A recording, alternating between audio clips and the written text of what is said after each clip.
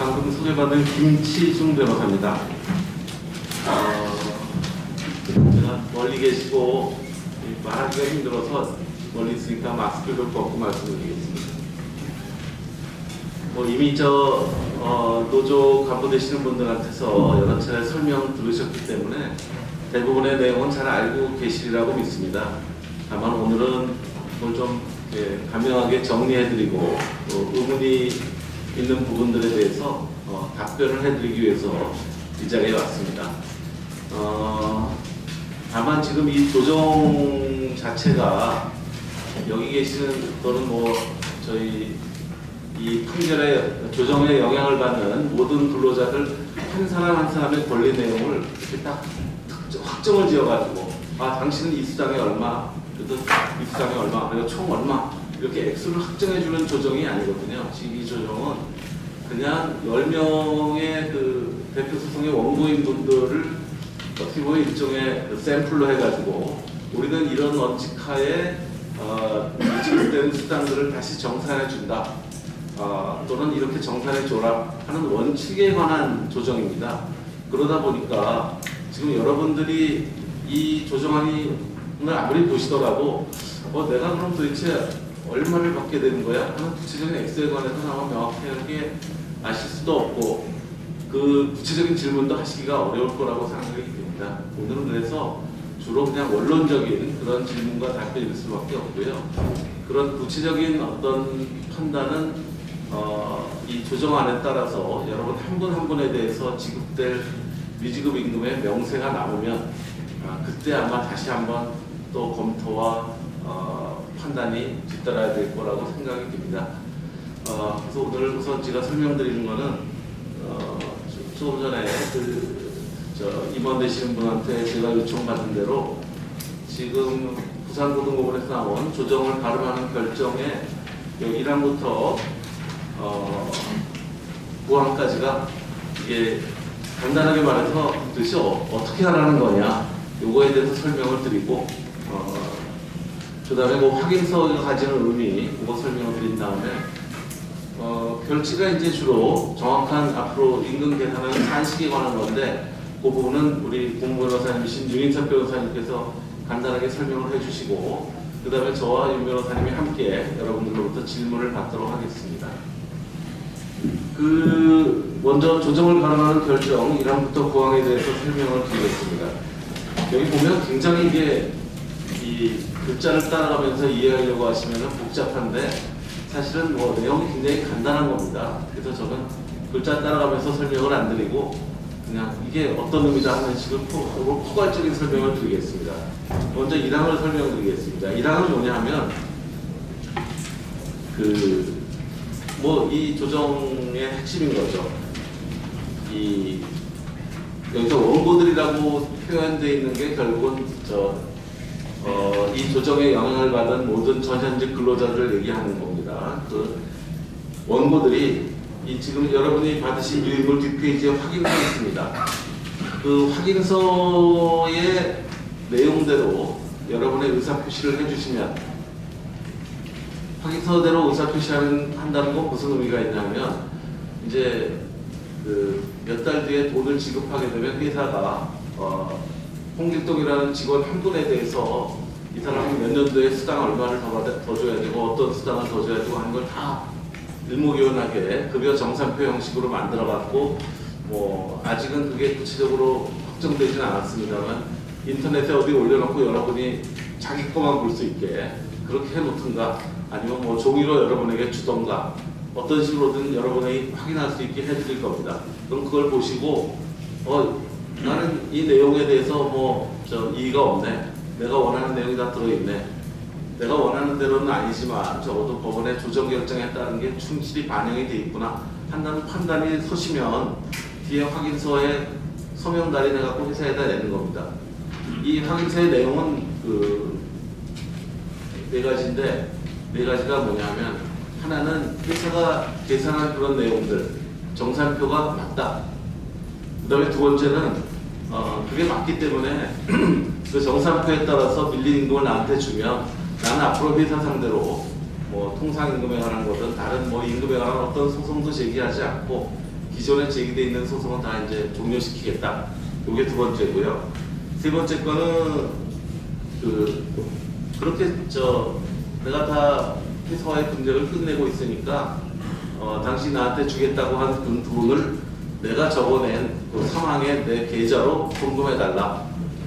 그 다음에 그 사항은 그렇게 송금하는 데 있어서 그 노조와 변호사들 간에 약정된 그 소송 비용은 거기서 공제해서 노조에 전달해 줄 부분이 있으니까 그렇게 회사가 처리하는 거에 동의한다. 요 네 가지입니다. 그래서 요거에 동의를 다 한다는 의미로 요 확인서에 서명 날인해서 제출하면 그러면 그 정산표에 나온 금액에다가 이자까지 계산해가지고 지급하는 날까지의 이자입니다. 계산해서 그 돈을 지정한 계좌로 보내주겠다. 그게 1항입니다.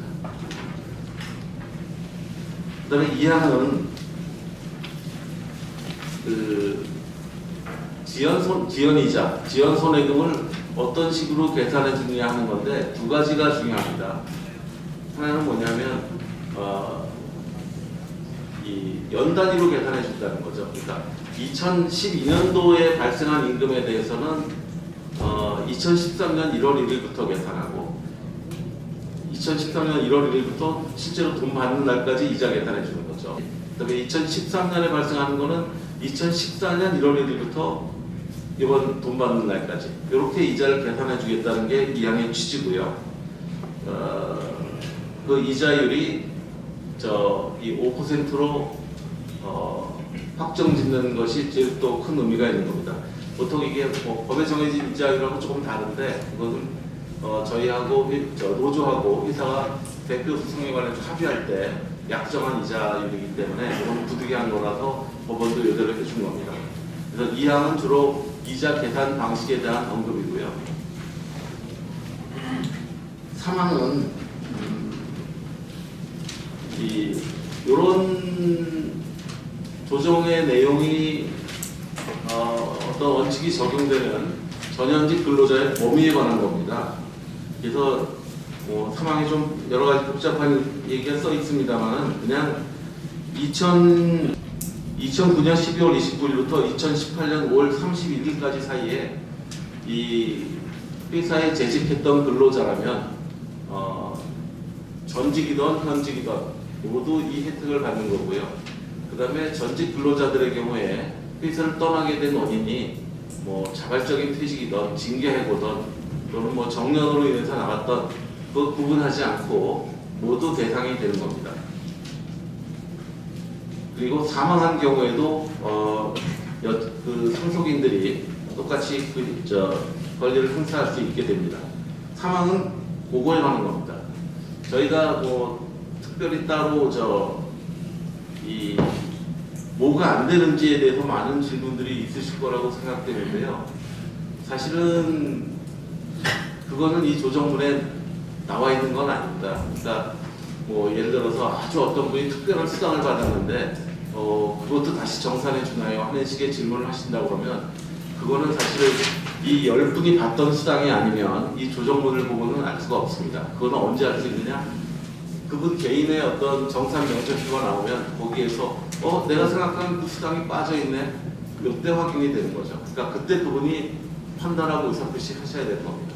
그러니까 그거는 오늘 이 조정문을 보고 나는 어떻게 되나요? 라고 물으셔도 그거는 답도 없고 저도 답변해 드릴 수가 없는 부분입니다. 근데 제가 듣기로는 그런 경우는 많지 않은 것 같고요. 아마 그런 경우는 아마 좀 이따 질문 받는 시간에 따로 설명을 드리게 될 것 같습니다. 그 다음에 하항 부분은 1항과 똑같은 겁니다. 1항이 이제 원고들에 대해서 아까 돈을 이러이러한 방식으로 지급하겠다고 했다면 이제 4항이 바로 여기 계신 대부분의 분들, 근로자 대부분들 말하자면 원고로 돼 있지 않았지만 현대중공업의 전현직 근로자로서 그 기간 동안에 재직했던 사람들에게도 똑같이 해주겠다 하는 걸 4항으로 이제 선언한 거죠. 1항에는 10명 원고에 대해서만 얘기한 거고 4항은 그런 겁니다. 그 다음에 5항, 그 다음에 4항에는 후반부는 제일 큰 의미는 그거였습니다. 그러니까 원래 이런 조정 결정이 나게 되면 조정이 확정되자마자 바로 돈 주는 게 맞거든요. 그러니까 이게 뭐 다음 주에 저희가 동의하고 상대방도 동의하게 되면 바로 돈을 줘야 되는데 아마 저도 이건 전해 들은 겁니다만 회사 쪽 실무자들하고 논의를 해보니까 워낙 근로자도 많고 이게 단순히 임금만 계산하는 게 아니라 거기에 따른 세금이나 이런 것까지 다 계산해갖고 한 사람 한 사람 걸 다시 정산해야 되기 때문에 그 작업하는데 굉장히 시간이 많이 필요한 모양입니다. 우선 그거에 맞게 프로그램을 짜고 프로그램을 가동시켜서 결과물을 다 출력해갖고 계산해고 확인 절차를 거쳐야 되기 때문에 그래서 그거를 준비하는데 약 3개월 정도가 걸리기 때문에 실질적인 임금 지급은 4월 1일부터 하겠다. 요거를 양해해달라는 것이었고 상대방 변호인과의 협의 과정에서 저희가 받아들였던 그런 부분입니다. 다만 이렇게 늦어지는 기간 동안에도 5%의 지연 이자는 발생하기 때문에 뭐 크게 금전적인 손실이 있다고는 생각되지 않는데 조금은 더 기다리시는 그런 불편은 있을 것 같습니다. 그다음에 5항은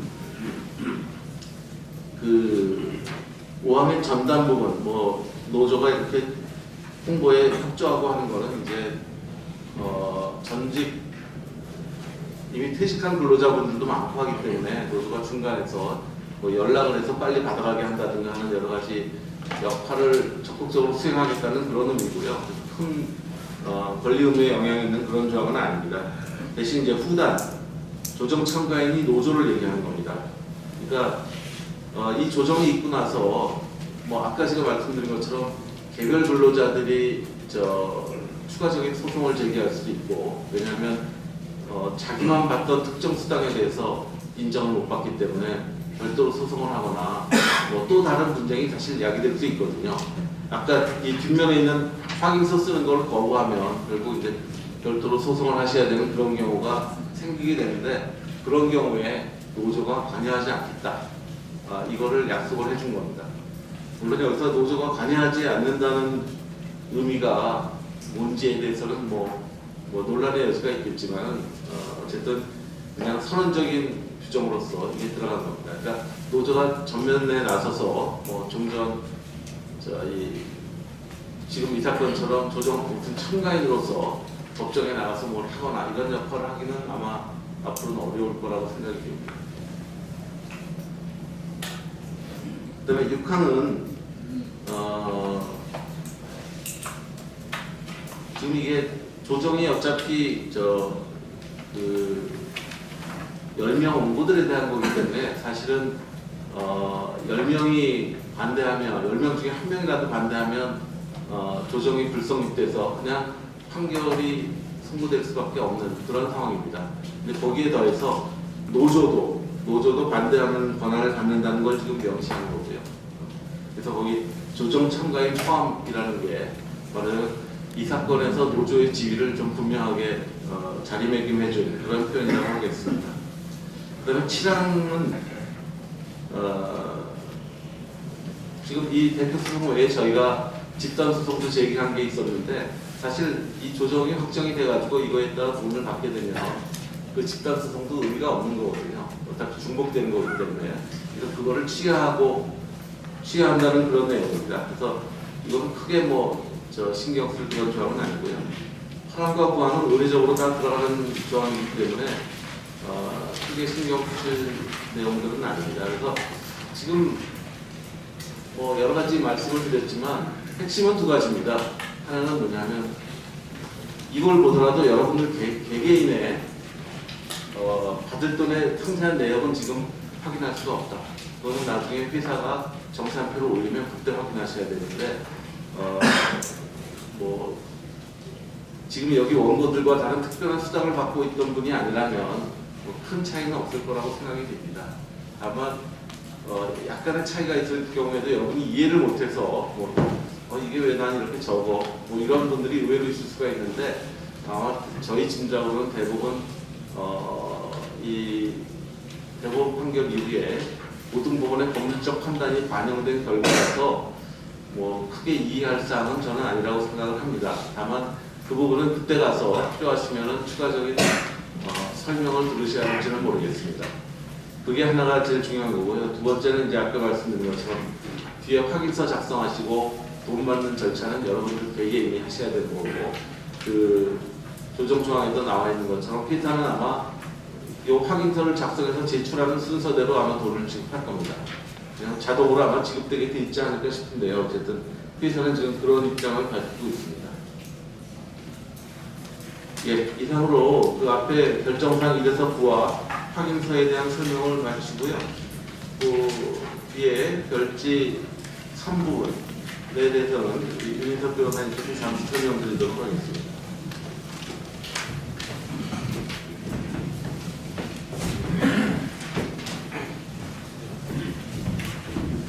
예, 반갑습니다. 그 별지 3은 쉽게 말하면 계산한 방식이죠, 방식. 이런 기준으로 계산했다. 일단 이제 기간상에 1,700% 된 기간을 2011년 2월까지를 하고 2월부터 이제 800%를 하는데, 여러분 아시다시피 이제 2014년 6월 1일부터 이제 700%가 상여금이 통상금으로 산입이 됐다가 100% 빠지고, 2018년 6월